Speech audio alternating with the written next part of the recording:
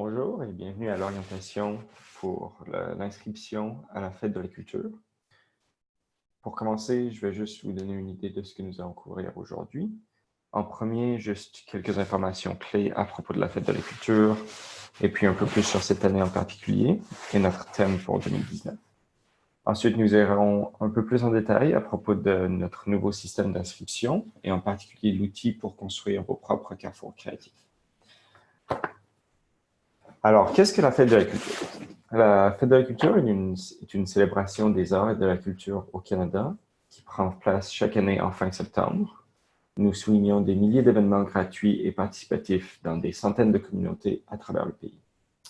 Nous espérons que le public ait une expérience participative et un regard en coulisses sur le monde des arts dans leur communauté. Le meilleur aspect de la Fête de la Culture, d'après nous, est qu'il y a de la place pour tout le monde.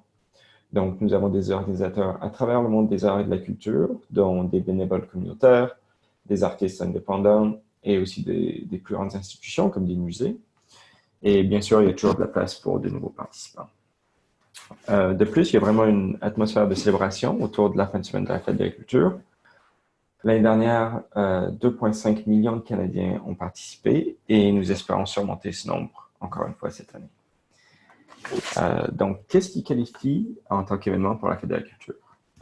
Dans le fond, il y a 4 critères à suivre. Premièrement, l'événement doit inclure un aspect participatif. Deuxièmement, il doit prendre place durant la fin de semaine de la culture, la fin de semaine de la Fête de la Culture, qui est d'habitude la dernière fin de semaine de septembre. Troisièmement, l'événement doit être inscrit sur notre site web. Et finalement, il doit être gratuit.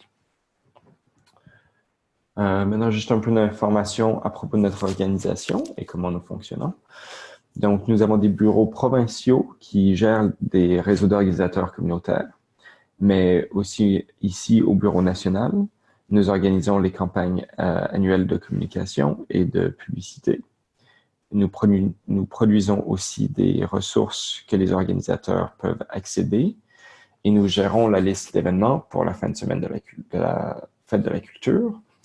Donc, dans le fond, notre but est vraiment de laisser le public savoir ce qui se passe autour d'eux.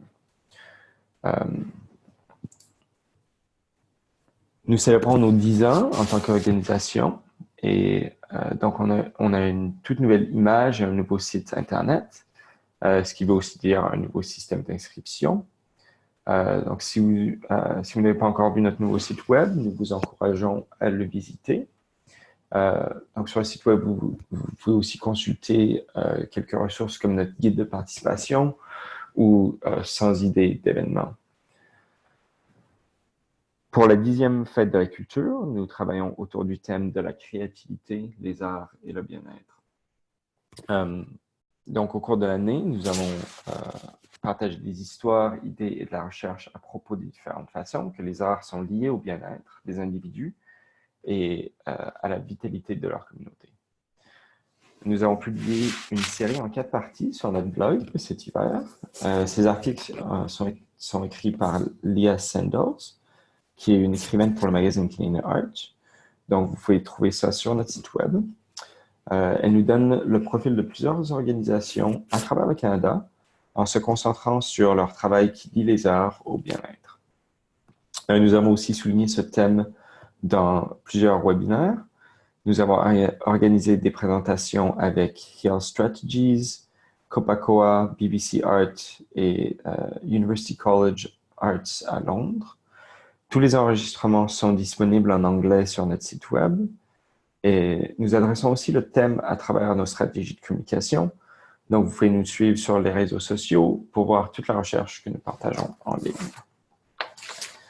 En termes de programmation pour la fin de semaine de la Fête de la Culture, ce qui est bien à propos de ce thème, c'est que la plupart des événements rentrent déjà dans les périmètres du thème. Donc, le travail que vous faites en tant qu'artiste ou organisateur a un impact sur votre communauté et la Fête de la Culture est vraiment une bonne opportunité de montrer pourquoi et comment vous le faites. Vous avez peut-être remarqué sur nos réseaux sociaux que nous avons partagé des exemples de programmation reliés au bien-être et continuerons dans les mois et semaines avant la fin de semaine de la Fête de la Culture. Donc, tenez-nous au courant des événements que vous planifiez et comment vous travaillez avec le thème. Nous avons sectionné quelques exemples d'événements pour vous donner un peu d'inspiration ici. Donc, certains programmes ont un lien vraiment direct à la santé. Par exemple, Artists in Healthcare au Manitoba est une organisation qui amène de la musique et de la performance à des patients qui sont sous traitement à l'hôpital. Ils ont organisé une performance de danse et musique en dehors de l'hôpital Saint-Boniface à Winnipeg durant la Fête de la Culture en 2018. Un autre bon exemple est le spectacle d'humour Stand Up for Mental Health à Vancouver. Donc, tous les événements ne doivent pas être nécessairement reliés à cette atmosphère médicale du thème. Donc, il y a d'autres programmes qui se concentrent un peu plus sur le développement communautaire. Nous avons plusieurs programmes avec de nouveaux arrivants au Canada, comme Coin de culture, Histoire de nouveaux arrivants, organisé au Centre d'art et de performance de Burlington. Les derniers exemples que nous avons sont un peu plus axés sur le développement personnel, qui est fortement lié au bien-être. Donc, par exemple, la bibliothèque publique de New Glasgow a organisé un cercle de tricot, qui est une discipline qui a été prouvée à aider la santé mentale. Donc voilà, quelques exemples pour vous donner un peu d'inspiration pour cette année et à propos de notre thème. Maintenant, on va aller un peu plus en détail sur l'inscription d'événements. Donc, comme j'ai déjà dit, nous avons un tout nouveau système. Alors, qu'est-ce qu'il y a de nouveau? La fonction de recherche a été optimisée. Donc, vous pouvez maintenant chercher un mot-clé qui peut apparaître n'importe où dans l'événement, que ce soit dans le titre, le nom de l'événement, ou la description, ou n'importe quel autre champ. Donc, c'est plus facile de rechercher des événements maintenant. Nous avons aussi développé un nouveau système de filtre qui aidera à limiter votre recherche, que ce soit par emplacement ou discipline. Notre site web est aussi maintenant beaucoup plus performant en géolocalisation. Donc, ça veut dire que quand vous visitez le site web, vous serez immédiatement montré des événements qui sont près de vous, ce qui est quand même assez utile. Nous avons aussi quelques autres nouvelles fonctions à venir, dont une qui vous permettra de voir des événements similaires à celui que vous avez sélectionné sur la carte. Nous allons aussi ramener la fonction de recherche sauvegardée. Comme ça, vous pouvez envoyer un lien pour une recherche spécifique à un ami ou un collègue. Finalement, nous développons un nouvel outil pour que le public puisse créer des collections d'événements personnalisés. Alors, maintenant, je vais juste vous montrer sur notre site comment inscrire des événements ou un carrefour créatif.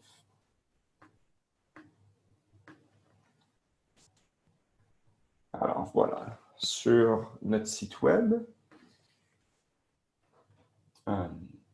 si vous êtes déjà connecté, vous allez avoir le bouton tableau de bord ici. Sinon, ça va être écrit connexion. Donc, vous pouvez vous connecter avec votre courriel et votre mot de passe. Vous allez devoir créer un compte si vous n'en avez pas déjà un.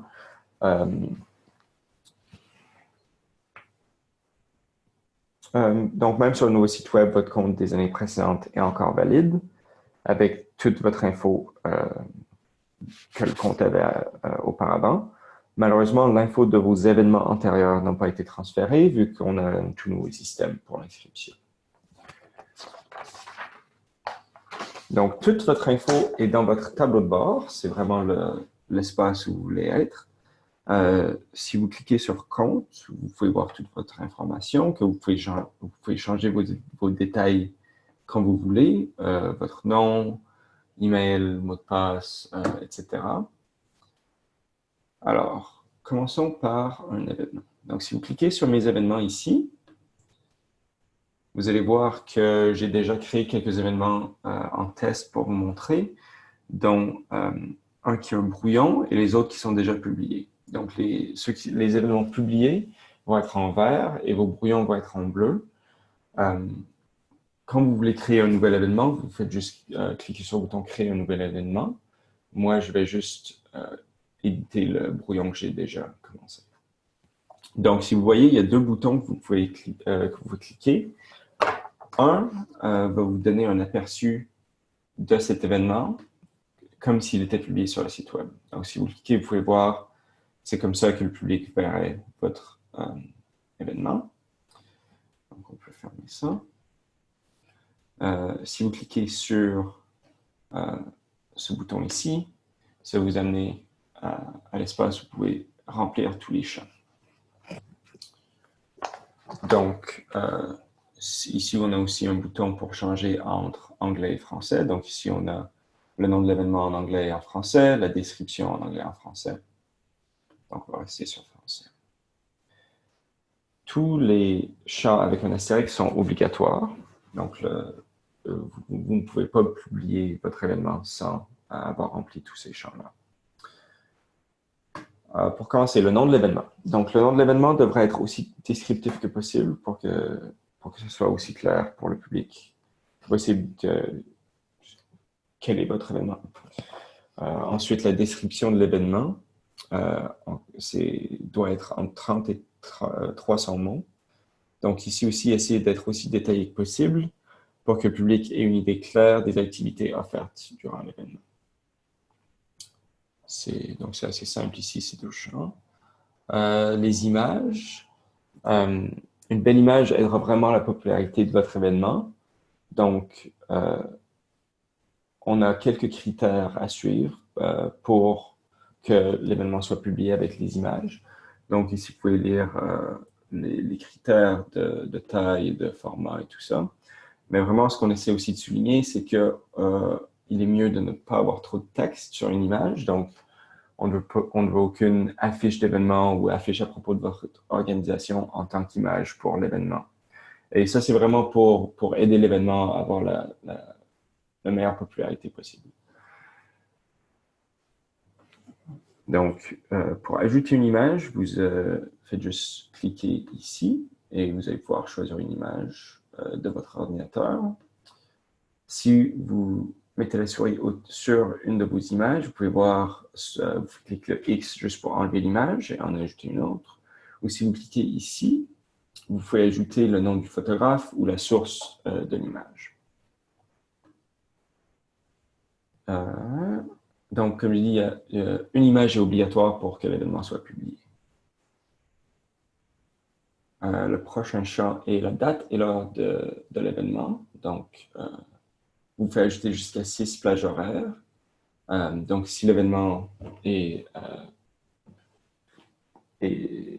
plusieurs fois à travers la fin de semaine, vous pouvez mettre les heures pour le vendredi, les heures pour le samedi et les heures d'ouverture pour le dimanche. Donc, tout ce que vous faites ici, c'est sélectionner le jour de la fin de semaine et l'heure où l'événement commence et ensuite l'heure où l'événement finit. Si vous cliquez sur « Ajouter », vous pouvez en ajouter un autre. Et ici, vous pouvez juste l'enlever si on a juste là. Ici, les mots-clés. Donc, les mots-clés vont aider le public à rechercher votre événement. Donc, vous pouvez cliquer sur tous les mots-clés qui correspondent à votre événement jusqu'à un maximum de 5.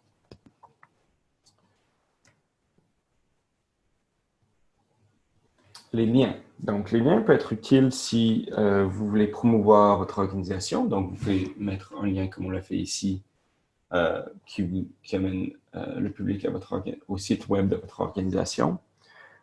Aussi, s'il y a de l'information supplémentaire sur un autre site web, vous pouvez l'ajouter ici. Donc là, ça va être l'URL du site web que vous voulez lier. Et ici, vous pouvez mettre une description ou juste le texte qui va lier à ce site web. Donc, moi, je mettrai juste MicroTudays comme ça, ou Faites de la culture comme on. Ensuite, l'emplacement de l'événement, c'est important pour que le monde puisse vous trouver. Donc, il y a quelques façons de déplacer l'épingle sur la carte. En premier, vous pouvez juste la prendre et la déplacer manuellement comme ça. Donc, ici, on veut la mettre sur le bureau de la Fête de la culture. Donc, je vais juste déplacer, je trouve l'intersection et je place l'épingle comme ça. Sinon, on peut aussi utiliser la barre de recherche en haut à droite. Donc, si l'épingle n'est pas où je veux, tout ce que j'ai à faire, c'est remplir l'adresse. Donc, si je mets 255, voilà, et je clique, ça déplace l'épingle directement là où je la veux. Donc, vous pouvez remplir le nom du lieu. Donc, si c'est un bâtiment spécifique, vous pouvez le mettre ici. C'est pas obligatoire. L'adresse est obligatoire. Donc là, vous devez mettre l'adresse où l'événement va être. Et la municipalité et la province ou territoire. Ici, s'il y a plus d'indications routières que vous voulez inclure, vous pouvez les mettre. Donc, ça peut être soit des directions, soit des infos à propos du stationnement, soit même à l'intérieur du bâtiment, s'il y a une salle spécifique où le public devrait aller, vous pouvez mettre toute cette information dans ce champ ici. Mais encore, celui-là n'est pas obligatoire. Le nom de l'organisateur, donc ici, vous allez mettre le nom de l'organisateur pour l'événement, que ce soit une organisation ou un individu.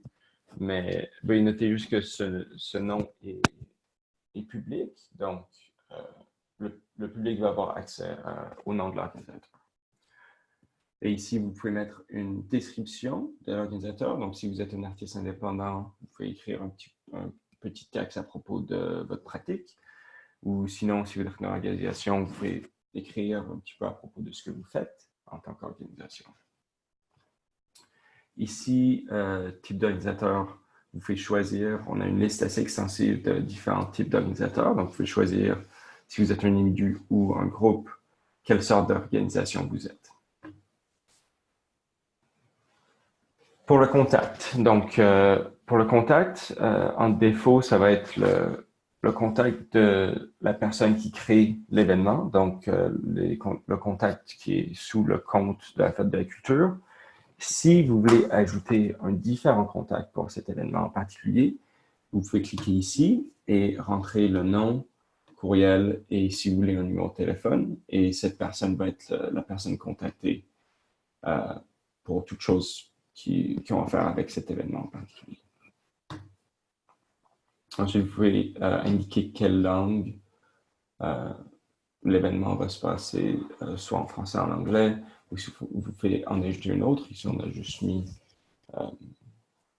espagnol. Comme ça, c'est pour vous montrer, vous pouvez indiquer n'importe quelle langue. Ensuite, option d'accessibilité. Donc ici, on vous donne l'option de montrer au public si votre espace est accessible en fauteuil roulant ou bien si vous avez des toilettes non genrées. Donc, comme vous voulez, vous pouvez cliquer ou ne pas cliquer ces options. Et vous pouvez aussi écrire une option additionnelle. Alors voilà, la contribution volontaire dont je parlais avant. Vous pouvez cliquer soit que l'événement est complètement gratuit, soit vous pouvez indiquer au public que votre événement est gratuit, mais que vous allez accepter des contributions volontaires. Et voilà, ça c'est toute l'information qu'on vous demande pour créer un événement. Donc, une fois que vous avez rempli tous ces champs, vous avez deux options. Soit vous pouvez cliquer sur sauvegarder, qui va juste sauvegarder votre événement en tant que brouillon. Soit vous cliquez, si vous êtes prêt, vous cliquez sur publier. Et une fois que vous avez cliqué publier, vous allez voir, ça va vous écrire que votre événement est dans une ligne d'attente. Donc, l'événement va être dans une ligne d'attente pour un maximum de 24 heures. Juste pour nous donner une chance de vérifier que tout est en ordre avant de publier sur le site web. Donc, si on retourne à vos événements, vous allez voir que maintenant, celui-ci est encore en bleu, mais c'est écrit qu'il est dans la ligne d'attente. Et une fois qu'il est publié, il va être en vert. Donc, c'est tout pour créer un événement. Maintenant, regardons les carrefours créatifs. Donc, si vous cliquez ici sur mes carrefours créatifs, vous allez voir que j'en ai déjà commencé un. Donc, un carrefour créatif, dans le fond, c'est un groupe d'événements qui sont groupés géographiquement, mais aussi des fois thématiquement. Donc, c'est vraiment juste pour grouper des événements ensemble, pour aider le public pour montrer que ce sont des événements qui sont reliés euh, géographiquement pour que ça soit facile au public d'accéder tous les événements dans ce coin-là. Donc, dans le fond, c'est vraiment le même système un peu que les événements. Donc, en bleu, ça va être un brouillon. Vous avez même deux boutons pour soit voir un aperçu, soit éditer. Donc, si on rentre dans le carrefour créatif, donc, on demande beaucoup moins de détails pour créer un carrefour créatif, comme toute l'information vraiment vient des détails que vous avez mis sous les événements en tant que tel. Et souvent, un carrefour créatif va être une collaboration entre différents organisateurs, mais il est vraiment plus simple de choisir une personne qui sera en charge de créer le carrefour et qui peut le créer à travers leur compte sur notre site web. Donc, une fois qu'on commence, vous pouvez voir ici, donc, encore avec des astérix, ce sont tous les champs qui sont obligatoires. Donc, on a le nom de l'événement ici. Encore, vous pouvez changer anglais ou français. Donc, découvrir l'histoire de Toronto et notre nom. Encore, essayer d'être aussi détaillé que possible. Et une description. Ici, ça va être une description du carrefour. Donc, une description de ce qu'est le groupe d'événements et pourquoi ces événements sont groupés ensemble.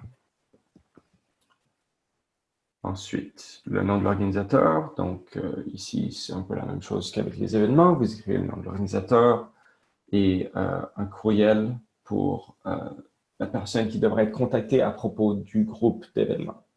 Donc, ici, c'est important de choisir un organisateur qui est en charge du carrefour, même si les événements à l'intérieur du carrefour sont organisés par différentes personnes. Ici, donc, pour l'image, nous avons les mêmes critères que les images pour les événements. Donc, c'est le même système. Vous pouvez ajouter des images de la même façon, comme ceci, les enlever ou écrire le nom du photographe de la même façon. Pour les liens, c'est la même chose. Donc, si vous avez une organisation qui est en charge du carrefour, vous pouvez mettre le lien ici. Pour l'emplacement, c'est un petit peu différent. Donc, l'emplacement ne va pas être montré spécifiquement quand on est sur la page du carrefour créatif. C'est dans le fond juste pour que le carrefour apparaisse quand le public est sur la carte. Donc, vous pouvez juste mettre, dans le fond, l'emplacement général autour d'où les événements du carrefour créatif prennent place. Ou bien si c'est tout dans un bâtiment en particulier, vous pouvez aussi mettre l'épingle à ce bâtiment. Et donc, c'est la même chose, vous pouvez juste rechercher si vous voulez, par exemple, 255 Brunswick, et l'épingle va être déplacée.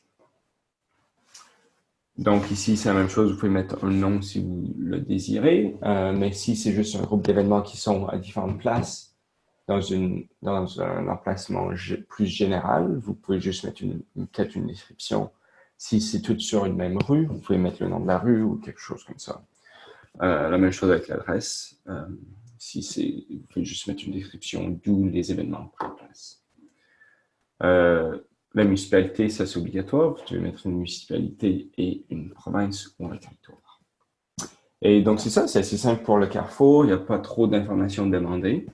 Donc encore ici, vous pouvez soit le sauvegarder en tant que brouillon, ou bien si vous publiez, ça vous mettra en ligne d'attente. Et une fois qu'il est en file d'attente, vous pouvez rajouter des événements à votre carrefour créatif. Donc si vous descendez ici, vous pouvez voir que tous les événements qui sont publiés dans votre compte sont accessibles ici. Donc, ils sont déjà ajoutés. Voilà, donc les événements en rose vont être les événements qui sont dans votre compte. Et si vous voulez les ajouter à votre Carrefour, tout ce que vous avez à faire, c'est écrire « Ajouter l'événement ».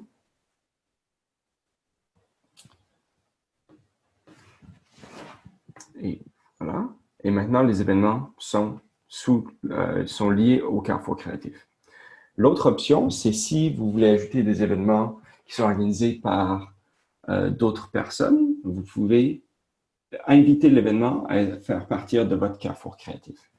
Donc, ici, vous voyez, ça vous suggère des événements qui sont proches de votre Carrefour. Donc, je ne vais pas cliquer dessus parce que ceux-ci sont des vrais événements et on fait juste un test. Mais si vous cliquez, vous pouvez inviter des événements et les organisateurs de cet événement peuvent soit refuser ou accepter de faire partie de votre Carrefour.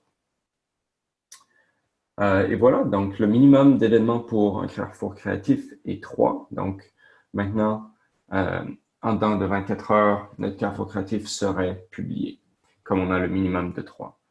Si vous gardez un nombre en dessous de 3 événements dans votre Carrefour créatif, il restera juste en file d'attente jusqu'à ce que vous ayez 3 ou plus d'événements. Donc, si on retourne ici, vous allez voir que notre événement est en file d'attente. C'est écrit ici. Et voilà, donc c'est ça notre système d'inscription pour les événements et pour les Carrefour créatifs. Donc, juste avant qu'on finisse, je vais juste vous montrer la liste d'événements et de ce quoi ça a l'air du point de vue du public. Donc, si on clique en haut ici sur événements, on peut voir qu'on a une liste d'événements avec toutes les images. Donc, vous pouvez juste voir ce qui vous intéresse. Mais on a aussi une barre de recherche où vous pouvez juste écrire ce que vous voulez pour rechercher. Et ici, on a les filtres. Donc, ceux-ci sont les mots-clés. Donc, si vous cliquez sur, par exemple, vous êtes juste intéressé aux événements en art visuel. Vous cliquez sur art visuel. Et si vous êtes en Ontario, cliquez sur Ontario. Et on va juste vous montrer les événements en art visuel en Ontario. Ici, vous pouvez changer de la liste à la carte. Donc, si vous cliquez sur carte, vous pouvez zoomer sur votre emplacement.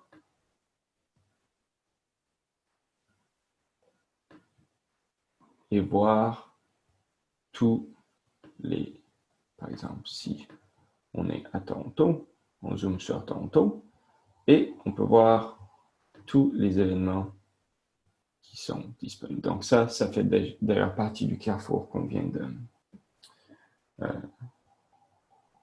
un Carrefour test qu'on a fait auparavant. Donc si ça fait partie d'un Carrefour créatif, c'est en rose et juste un événement individuel sera en orange, comme vous voyez ici.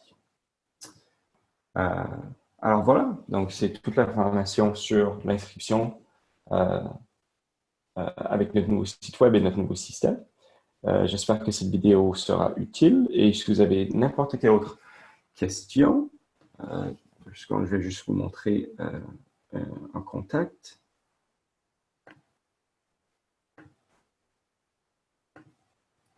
Si vous avez n'importe quelle autre question, vous pouvez contacter ma collègue Shannon Bowler, qui est le manager de communication et des opérations ici au Bureau national. Vous pouvez la joindre par courriel à shannon.bowler@commercialculturedays.ca. Et voilà, merci bien.